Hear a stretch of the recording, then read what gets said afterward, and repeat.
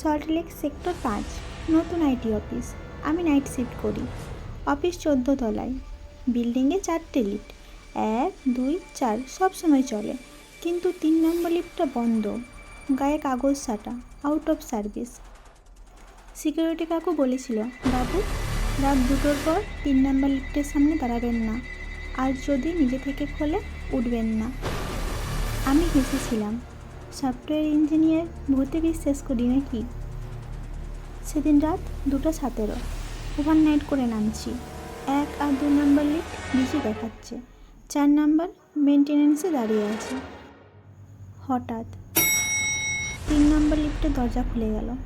ভিতরটা অন্ধকার, out of service কাগজটা ছেঁড়া, মেঝেতে পড়ে আছে। মাথায় ভূত চাপল।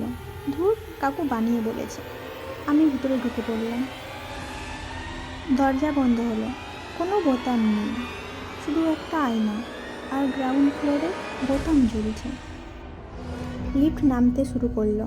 14, 13, 12, 7 তলায় এসে আটকে গেল। Light off. আয়নায় দেখলাম আমি দাঁড়িয়ে আছি, কিন্তু আমার পিছনে আরেকজন, মাথা নিচু, চুল সামনে ঝুলছে। সে তো লিফটে উঠেনি। আমি ঘুরলাম, কেউ নেই। আবার আয়নায় তাকালাম, ওটা আছে। এবার মাথা তুলছে, চোখ নেই, শুধু দুটো কালো গর্ত আমার দিকে তাকিয়ে হাসছে। লিফট আবার নামলো। 6, 5, 4, 3 তলায় এসে আবার থামলো। এবার স্পিকারে একটা মেয়ের গলা, নিচে নামতে হলে ভাড়া লাগে। আমি চিৎকার করলাম, কে? কি ভাড়া? আয়নার ভিতরে জিনিসটা ফিসফিস করলো, তোর নাম। লিফট 2, 1 গ্রাউন্ডে এলো। দরজা খুলল না। আয়নায় লেখা ফুটে উঠল, বলো তোমার নাম কি? আমি ঘামছি, চেঁচিয়ে বললাম, আমার নাম রোহিত। দরজা খুলে গেল। আমি দৌড়ে বেরোলাম। সিকিউরিটি কাকু দৌড়ে এলো, বাবু আপনি 3 নম্বর লিফটে উঠেছিলেন? সর্বনাশ। পরের দিন এইচআর থেকে কল এলো, রোহিত বাবু আপনি কাল থেকে আর আসবেন না, আপনার আইডি কার্ড ডিএক্টিভ করা হয়েছে। আমি অবাক, মানে? আমি তো রোহিত। এইচআর হাসলো, সরি, আমাদের অফিসে এই নামে কেউ কাজ করে না, অ্যাটেন্ডেন্সও আপনার নাম নেই। সিসিটিভিতে গতকাল রাত্রে কেউ ঢুকেও নি, বেরোয়ও নি।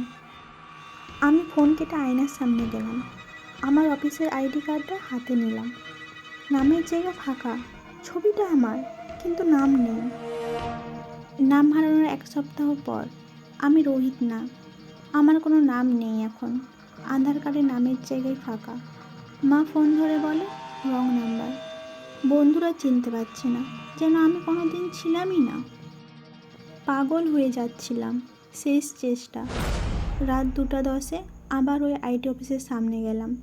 সিকিউরিটি কাকু আমাকে দেখে চমকে উঠল, তুমি তুমি তো কিন্তু তুমি তো গত সপ্তাহে।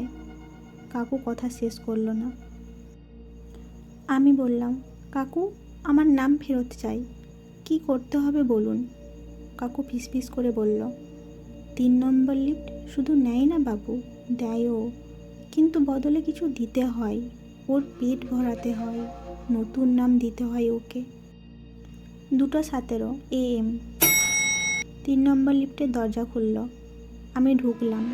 এবার ভয় নেই, হারানোর আর কিচ্ছু নেই। ভিতরে আয়না, আয়নায় আমি, আমার পিছনে সেই মাথা নিচু মেয়েটা, কিন্তু আজ সে মাথা তুলছে। ওর চোখের গর্ত দুটো দিয়ে জল পড়ছে, কালো জল। স্পিকারে গলা ভেসে এলো, ফিরে এসেছিস, নাম চাই? আমি চিৎকার করলাম, হ্যাঁ আমার নাম ফেরত দে। লিফট চলতে শুরু করলো, কিন্তু নিচে না, উপরে। 1, 2, 3, 15, 20, 25। এই বিল্ডিং তো 14 তলা। 25 তলায় থামলো। দরজা খুললো। বাইরে কিচ্ছু নেই, শুধু ঘুটঘুটে অন্ধকার আর বাচ্চাদের কান্নার আওয়াজ। আয়নার মেয়েটা এবার কথা বলল, গলা আমার মায়ের মতো। এখানে আমরা সবাই থাকি, যাদের নাম ও নিয়েছে। আমি অনন্যা, 5 বছর আগে উঠেছিলাম। ও আমার নাম নিয়েছে। আয়নার ভিতরে এবার অনেক মুখ ভেসে উঠল। ছেলে, মেয়ে, বুড়ো সবাই ফিসফিস করছে, নাম, নাম, আমাদের নাম। স্পিকারে আবার গলা, একটা নাম ফেরত চাইলে আরেকটা নাম দিতে হয়। নতুন ভাড়া কাকে দিবে? আমার সামনে আয়নায় 3টে ছবি ভেসে উঠল। 1 নাম্বার সিকিউরিটি কাকু, 2 নাম্বার আমার এক্স গার্লফ্রেন্ড, 3 নাম্বার আমার পাশের বাড়ি 6 বছরের বাচ্চা মেয়েটা, যে রোজ আমাকে দাদা বলে ডাকে। আমাকে একজনকে বেছে নিতে হবে। আমি যার নাম বলবো কাল থেকে দুনিয়া তাকে ভুলে যাবে, আর আমি রোহিত হয়ে ফিরে যাব। আমি চুপ, ঘামছি। আয়নার অনন্যা কাঁদতে কাঁদতে বলল, বেছে নে, না হলে তুইও আমাদের মতো চিরকাল আটকে থাকবি। নাম ছাড়া, পরিচয় ছাড়া, শুধু অন্ধকার। লিফটের দরজা বন্ধ হতে শুরু করলো। স্পিকারে শেষবার গলা, 10, 9, 8। সময় শেষ হলে তোর নামও আর ফেরত পাবি না। 7, 6। আমি চোখ বন্ধ করলাম। কার নাম বলবো? কাকু বুড়ো মানুষ, আর কদিনই বাঁচবে। এক্স আমাকে ছেড়ে চলে গেছে, কিন্তু ওই বাচ্চা মেয়েটা। 3, 2, 1। আমি চিৎকার করে উঠলাম। দরজা খুলল। আমি গ্রাউন্ড ফ্লোরে। সকাল 8টা, রোদ উঠেছে। হাতে আমার অফিসে আইডি কার্ড, নাম জল করছে, রোহিত সেন। আমি দৌড়ে বাড়ি গেলাম। মা দরজা খুলল। কী রে বাবু, অফিস যাসনি? চা খাবি? আমি জড়িয়ে ধরলাম মাকে। আমি ফিরে এসেছি। কিন্তু ফোনটা বেজে উঠল।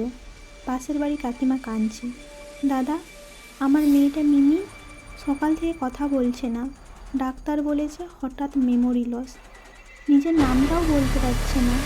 ওর স্কুলের খাতায়, বার্থ সার্টিফিকেটে নামের জায়গা ফাঁকা, যেন ওর নাম ছিলই না কোনোদিন। আমার হাত থেকে ফোনটা পড়ে গেল। লিফটে আমি কার নাম বলেছিলাম মনে নেই, সত্যি মনে নেই, কিন্তু মনে করতে চাইছি না। মিমির নাম আমি ফেরত আনবই, দরকার পড়লে নিজের নাম আবার দিয়ে দেবো। রাত 2টা, আমি আবার সল্টলেকের সেই অফিসে। সিকিউরিটি কাকু আজ আমাকে দেখে কাঁদতে শুরু করলো। বাবু, আমাকে মাফ করে দাও, আমি 20 বছর ধরে এই ভাব বয়ে বেড়াচ্ছি। মানে? কাকু বলল, এই বিল্ডিং যখন তৈরি হচ্ছিল 2003 সালে, 3 নম্বর লিফট বানানোর সময় একটা অ্যাক্সিডেন্ট হয়। একজন 16 বছরের মেয়ে, অনন্যা, মিস্ত্রির মেয়ে, খেলতে খেলতে লিফট শ্যাফটে পড়ে যায় 14 তলা থেকে সোজা নিচে। আমার গা শিউরে উঠল। আয়নার মেয়েটা। কোম্পানি কেস চাপা দিল, বলল কোনো মেয়েই ছিল না এখানে, নো নেম, নো রেকর্ড। পুলিশকে টাকা খাওয়ালো। মেয়েটার লাশও খুঁজে পাওয়া যায়নি, শুধু ওর রক্ত আর একটা ছেঁড়া স্কুলের আইডি কার্ড পড়েছিল, নাম অনন্যা দাস। আর তারপর থেকে 3 নম্বর লিফট চালুই হয়নি কোনো দিন। কিন্তু রাত 2:17-তে যে সময় ও পড়েছিল, লিফট নিজে থেকে চলে। ওর নাম খুঁজে বাবু, ওর নাম কেউ মনে রাখেনি, রেকর্ডেও নেই। তাই ও সবার নাম কেড়ে নেয়, যাতে সবাই ওর মতো হয়ে যায়, নামহীন। 2:17 AM। দরজা খুলল। আমি আর কাকু দুজনেই ঢুকলাম। লিফট এবার 25 তলায় গেল না, সোজা B3 আন্ডারগ্রাউন্ড বেসমেন্ট, যেটা ম্যাপেই নেই। দরজা খুলল। সামনে অন্ধকার। নিচে তাকালাম, রক্ত শুকিয়ে কালো হয়ে আছে, আর তার মাঝখানে বসে আছে অনন্যা, 16 বছরের মেয়েটা। 20 বছর ধরে একই বয়সে আটকে আছে। ও হাতে একটা খাতা ধরে আছে। খাতা খুলল। ভিতরে শয়ে শয়ে নাম লেখা। সবার উপরে রোহিত সেন, কাটা, তার নিচে মিমি, নতুন লেখা, কালি এখনও শুকায়নি। অনন্যা আমার দিকে তাকালো, চোখে জল নেই এবার, শুধু রাগ। আমার নামটা কেন মুছে দিলি? আমি কি মানুষ ছিলাম না? আমার মা এখনও রাস্তায় রাস্তায় পাগলের মতো ঘোরে, মেয়েকে খোঁজে। কাকু হাঁটু গেড়ে বসলো। মা আমাকে শাস্তি দে, আমি সেদিন গার্ডে ছিলাম, আমি দেখেও চুপ ছিলাম টাকার জন্য। অনন্যা হাসলো। তোমাদের নাম নিয়ে কি করব আমি? আমার নাম ফেরত চাই। দুনিয়া জানুক অনন্যা দাস বলে কেউ ছিল, এই লিফটে মরেছিল। আমি বুঝলাম কি করতে হবে। আমি চেঁচিয়ে বললাম, ঠিক আছে, আমি সবাইকে জানাবো, নিউজে বলবো, অনন্যা দাসের গল্প সবাই জানবে। লিফট কাঁপতে লাগলো। অনন্যা আমার দিকে এক পা এগোলো। প্রমাণ কি? সবাই ভাববে এটা গল্প। আমি অন্ধকারে নিচে লাফ দিলাম, রক্তের মধ্যে হাতাড়লাম। একটা ছোট্ট মরচে ধরা স্কুলের আইডি কার্ড পেলাম। ছবিটা আবঝা, কিন্তু নাম পড়া যাচ্ছে, অনন্যা দাস, ক্লাস 9, রোল 21। কার্ডটা তুলে ধরলাম, এই যে প্রমাণ, এটা নিয়ে আমি যাব, পুলিশকে দেব, নিউজে দেব।